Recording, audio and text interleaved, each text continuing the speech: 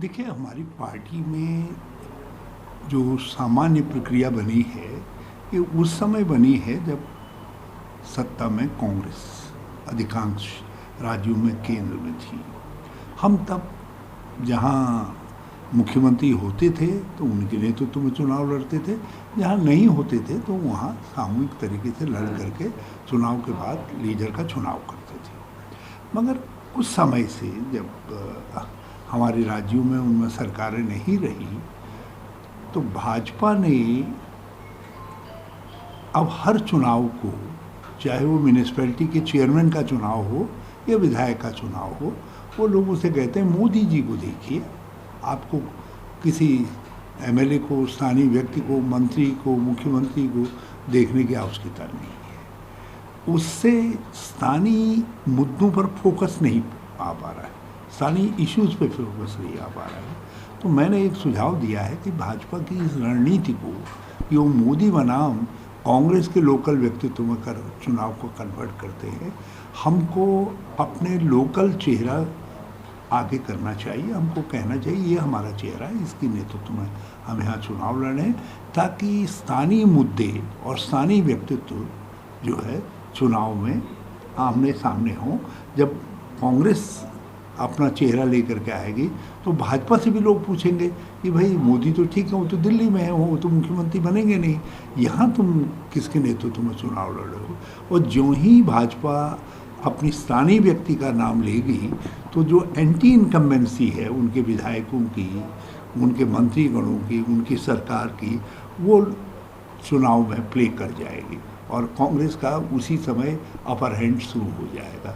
तो ये कांग्रेस के लिए रणनीतिक दृष्टिकोण से महत्वपूर्ण है कि इस पर बात करें, क्योंकि एक आम प्रैक्टिस के इतर हट करके मैंने ये सुझाव दिया है।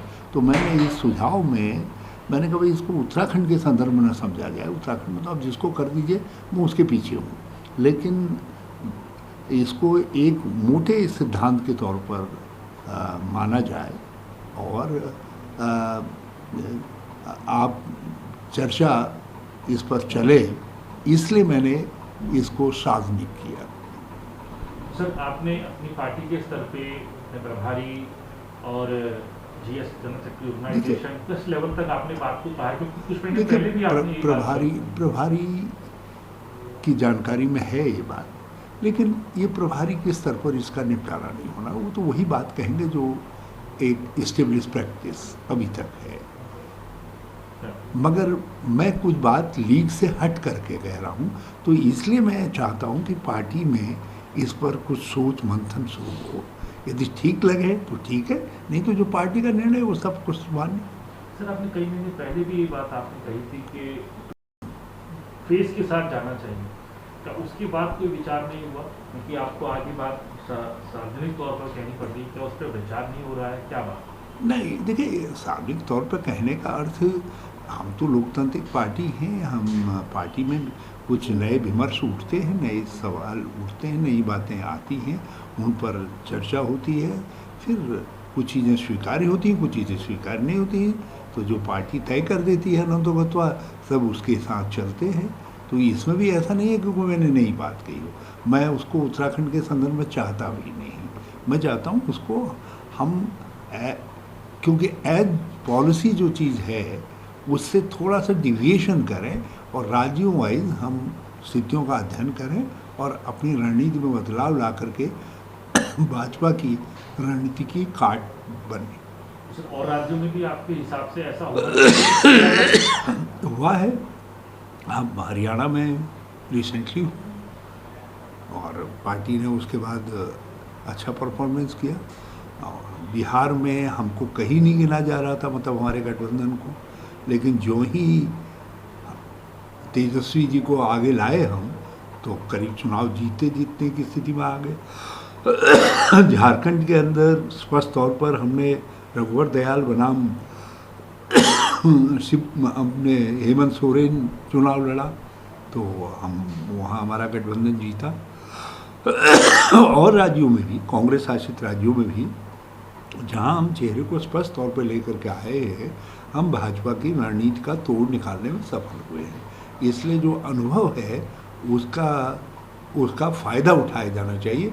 और जो इस्टेब्लिश प्रैक्टिस है, उस इस्टेब्लिश प्रैक्टिस में बदलाव संशोधन किए जा सकते हैं। उत्तराखंड में अगर हम्म। उत्तराखंड में अगर आपकी किसी को भी चुना जाए, कहीं ऐसा तो ये माना जाए कि किसी को भी चुना जाए, आपको कोई आपत्ति नहीं। मैं तो बड़ा प्रसन्न हूँ कि जिसको भी कहे मैं उसके पीछे खड़ा हूँगा, उसमें कोई दिक्कत नहीं है। सिर्फ जो भाजपा इस समय एक बड़ा अजीब सी स्थिति पैदा करती है, यदि मोदी जी को देखो, और जो ही मोदी जी के खिलाफ वोट डालने व्यक्ति जाता है तो आरएसएस ने, बीजेपी ने इतने वर्षों के अंदर उनको एक हिंदुत्व व्यक्तित्व बना दिया है। तो उनके लिए एक एडवांटेज की पोजीशन बन जाती है। व्यक्ति ये सोचता है यार हम कहीं मोदी को तो नहीं हरा रहे, तो वहीं पर विपक्ष के रूप में हमारा नुकसान हो जाता है। और जो ही हम स्थानीय व्यक्ति को ले आएंगे तो भाजपा को मजबूर होकर के अपने स्थानीय व्यक्ति को लाना पड़ेगा, और ज़्यादातर स्थानों पर भाजपा को एंटी इनकम्बेंसी का सामना करना पड़ेगा, उसका जवाब देना पड़ेगा। तो आप यदि तर्क के आधार पर देखिए तो मेरे तर्क में कांग्रेस के लिए रणनीतिक रूप से एक लाभ की स्थिति है। सर 5 राज्यों में चुनाव है, अभी चल रहा है, असम में है, यूडीएफ के अंदर आप वेस्ट बंगाल में है, तो आपको लगता है वहाँ पर भी चेहरा देना चाहिए?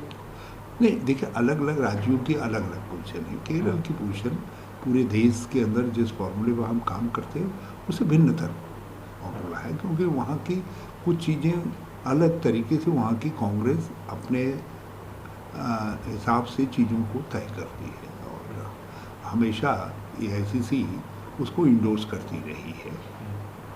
बंगाल के अंदर हम एक पार्टनरशिप में चुनाव लड़ रहे हैं, और स्पष्ट तौर पर इसीलिए हमने जो हमारा एक बेहतर चेहरा था उसको अध्यक्ष बना करके रखा है, ताकि गठबंधन और मजबूत तौर पर दिखाई दे। ऐसा नहीं है कि वहाँ नहीं किया। और असम के अंदर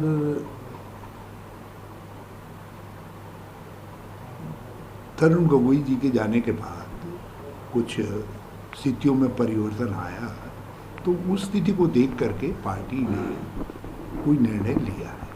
लेकिन ऐसा आवश्यक नहीं कि जो असम में किया हो वो दूसरी जगह भी हम लागू करें। इसीलिए मैंने कहा कि इस पर राज्यों के आधार पर भी थोड़ा सा डिविएशन किया जा सकता है, मगर इस पर इसको रणनीतिक तौर पर हमको इसकी स्वीकार्यता पर विचार करना चाहिए।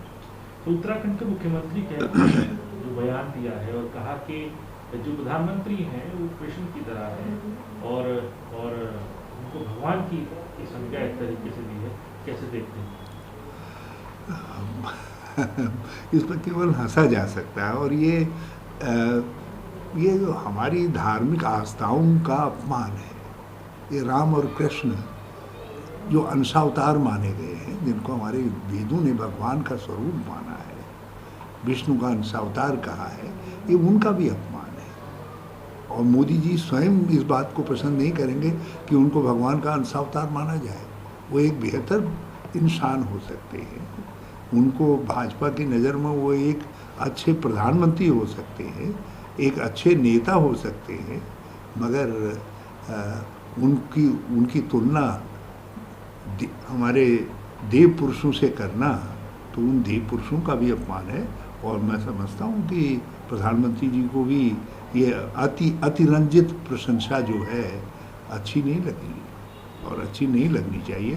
भाजपा अब ऐसा लगता है कि चापलूसी को ही उन्होंने यथार्थ मान लिया है।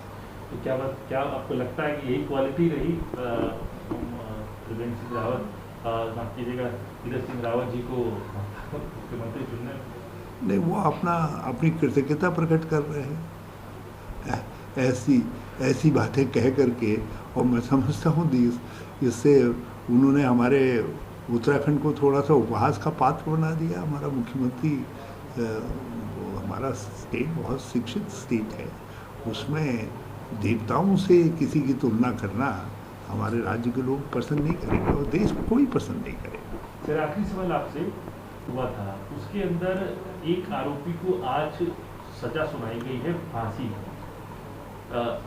एक तो पहला सवाल आपसे ये बनता, फांसी की सजा सुनाई गई है, पाटला एनकाउंटर पे एक समय सवाल भी उठे थे, कई कांग्रेस नेताओं ने भी सवाल उठाए थे।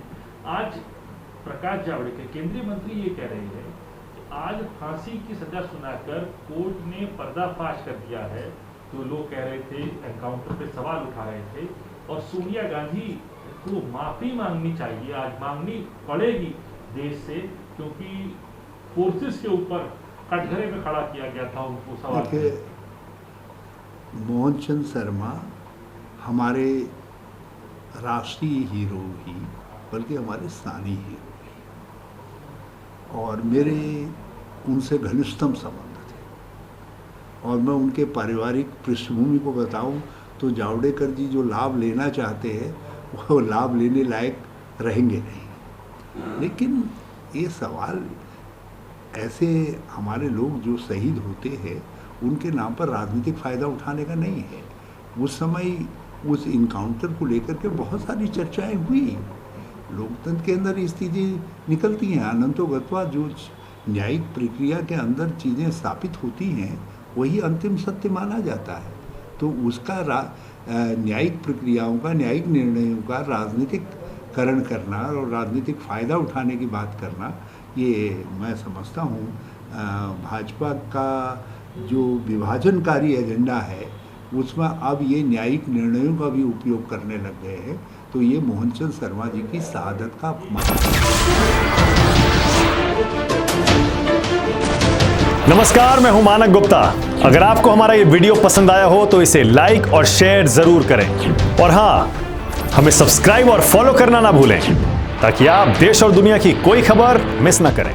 तो जुड़े रहिए हमारे साथ और देखते रहिए न्यूज़ 24।